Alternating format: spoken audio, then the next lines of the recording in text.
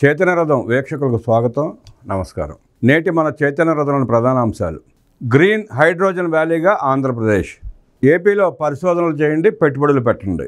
తక్కువ వ్యయంతో హైడ్రోజన్ ఉత్పత్తి చేయండి. 2 రోజుల్లో అమరావతి గ్రీన్ హైడ్రోజన్ డిక్లరేషన్ ప్రకటిస్తామన్నారు ముఖ్యమంత్రి చంద్రబాబు. ఇంధన రంగ సీఈఓలు, ఎండీలతో ముఖాముఖి చర్చ జరిపారు సీఎం. సీఎం సమక్షంలోనే 51,000 కోట్ల రూపాయల పెట్టుబడులకు ఒప్పందాలు జరిగాయి. నేడు తిరుపతి పర్యటనకు వెళ్లనున్న ముఖ్యమంత్రి చంద్రబాబు నాయుడు. ఉండవల్లి సీఎం క్యాంప్ కార్యాలయంలో టీడీపీపీ సమావేశానికి వెళుతూ వర్షం పడటంతో గొడుగు పట్టుకుని వెళుతున్న ముఖ్యమంత్రి నారా చంద్రబాబు నాయుడు. సంపన్నుల సాయంతో పేదరికాన్ని రూపుమాపుదామన్నారు ముఖ్యమంత్రి. ఉన్నత స్థానంలో ఉన్నవారు సమాజానికి కొంత తిరిగివ్వాలి. P4 నా మనసుకు దగ్గరగా ఉన్న కార్యక్రమం అన్నారు ముఖ్యమంత్రి. మార్గదర్శులకు ఇచ్చిన విందులో తన మనసులో మాటను బయటపెట్టిన చంద్రబాబు. P4పై ఆలోచనలు పంచుకుని వారి అభిప్రాయాలు తెలుసుకున్న చంద్రబాబు నాయుడు. ప్రభుత్వ బడుల్లో ప్రవేశాల పెంపే లక్ష్యమన్నారు విద్యాశాఖ మంత్రులు నారా లోకేష్. ప్రవేశాలు ముగిశాయి అనే బోర్డులు ప్రతి స్కూల్ ముందు ఉండాలన్నారు మంత్రి. మంచి విద్యను అందిస్తారనే నమ్మకం తల్లిదండ్రుల మనసులో ఉండాలన్నారు. పెనమలూరు జడ్పీ ప్రధాన ఉపాధ్యాయురాలు దుర్గాభవానిని షైనింగ్ టీచర్ పేరుతో ఘనంగా సత్కరించిన మంత్రి నారా లోకేష్. అద్భుత పనితీరుతో ఆదర్శంగా నిలిచారని కొనియాడారు మంత్రి లోకేష్. హైడ్రోజన్ వ్యాలీగా ఆంధ్రప్రదేశ్ను తయారు చేస్తామని ప్రకటించారు ముఖ్యమంత్రి నారా చంద్రబాబు నాయుడు. గ్రీన్ హైడ్రోజన్పై పరిశోధనలు చేయాలని, ఆ రంగంలో పెట్టుబడులు పెట్టాలని ముఖ్యమంత్రి పిలుపునిచ్చారు. అందుకు తగిన మౌలిక సదుపాయాలను కల్పిస్తామని సీఎం స్పష్టం చేశారు. అమరావతిలోని SRM యూనివర్సిటీలో నిర్వహించిన గ్రీన్ హైడ్రోజన్ సమ్మిట్లో ముఖ్య అతిథిగా సీఎం చంద్రబాబు హాజరై ప్రసంగించారు.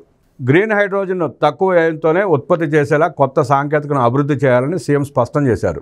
ఈ మేరకు యూనివర్సిటీలు, పరిశోధకులు ముందుకు రావాలని ముఖ్యమంత్రి పిలుపునిచ్చారు. ఈ అంశంపై సీఎం మాట్లాడుతూ, గ్లోబల్ వార్మింగ్ దృష్ట్యా గ్రీన్ హైడ్రోజన్ ప్రాధాన్యం పెరిగింది. పర్యావరణ హితాన్ని దృష్టిలో ఉంచుకుని గ్రీన్ హైడ్రోజన్ ఉత్పత్తి పెద్ద ఎత్తున జరగాలి. 2070 నాటికి కర్బన రహిత ఇంధనాలు వాడాలన్నది మన జాతీయ లక్ష్యం. తక్కువ ఖర్చుతో హరిత విద్యుత్ తయారీ, స్టోరేజ్పై దృష్టి సారించాలి. కేంద్రం కూడా గ్రీన్ హైడ్రోజన్ పరిశోధన, ఉత్పత్తికి అత్యధిక ప్రాధాన్యమిస్తోంది. కొత్త ఆవిష్కరణలను అందిపుచ్చుకునేందుకు ఏపీ ఎప్పుడూ ముందుంటుంది. ఇంధన ఖర్చు తగ్గాలి, ప్రజలకు ప్రయోజనం చేకూరాలన్నదే ముఖ్యం. గ్రీన్ హైడ్రోజన్తో అతి తక్కువ ఖర్చుతో విద్యుత్ ఇవ్వడం సాధ్యం. 2030 నాటికి 500 గిగావాట్ల గ్రీన్ హైడ్రోజన్ తయారీ లక్ష్యంగా ప్రధాని నిర్ణయించారు. గ్రీన్ హైడ్రోజన్ తయారీ లక్ష్యంలో ఏపీ ప్రముఖ భాగస్వామిగా ఉంటుందని ముఖ్యమంత్రి చంద్రబాబు స్పష్టం చేశారు.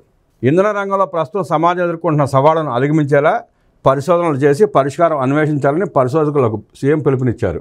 సంప్రదాయ ఇంధన వనరుల కారణంగా తీవ్రమైన కాలుష్యం బారిన పడుతున్నామని, నెట్ జీరో కార్బన్ లక్ష్యాల సాధనకు గ్రీన్ హైడ్రోజన్ లాంటి ఇంధనమే సరైన పరిష్కారమని సీఎం అన్నారు. ఇక సమీప భవిష్యత్ అంతా గ్రీన్ హైడ్రోజన్ ఇదేనని, ఇంధన రంగంలో అది గేమ్ చేంజర్గా మారుతుందని ముఖ్యమంత్రి స్పష్టం చేశారు. అయితే తక్కువ ఖర్చుతో సామాన్యులు కూడా వ్యయం భరించేలా ఉండే దీనిని ప్రజలకు అందుబాటులోకి తేవాలని సూచించారు.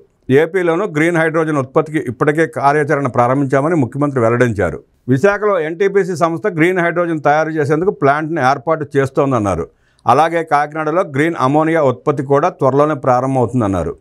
3 గిగావాట్ల సామర్థ్యంతో ఎలక్ట్రోలైజర్ల ద్వారా గ్రీన్ హైడ్రోజన్ ఉత్పత్తితో పాటు ఏపీలో 3 గిగావాట్ల సామర్థ్యంతో ఎలక్ట్రోలైజర్ల ద్వారా గ్రీన్ హైడ్రోజన్ ఉత్పత్తితో పాటు ఏపీలో సౌర, పవన, పంపుడు విద్యుత్పత్తికి అపారమైన వనరులున్నాయని స్పష్టం చేశారు. అమరావతిలో కృత్రిమ మేధ కేంద్రంగా క్వాంటమ్ వ్యాలీ ఏర్పాటు చేస్తున్నామని, రాష్ట్రాన్ని గ్రీన్ హైడ్రోజన్ వ్యాలీగాను తీర్చిదిద్దామని ముఖ్యమంత్రి అన్నారు. 2 రోజుల సదస్సు అనంతరం అమరావతి గ్రీన్ హైడ్రోజన్ డిక్లరేషన్ ప్రకటిస్తామని, ఏడాది తర్వాత డిక్లరేషన్ అమలుపై సమీక్షిస్తామని సీఎం వెల్లడించారు.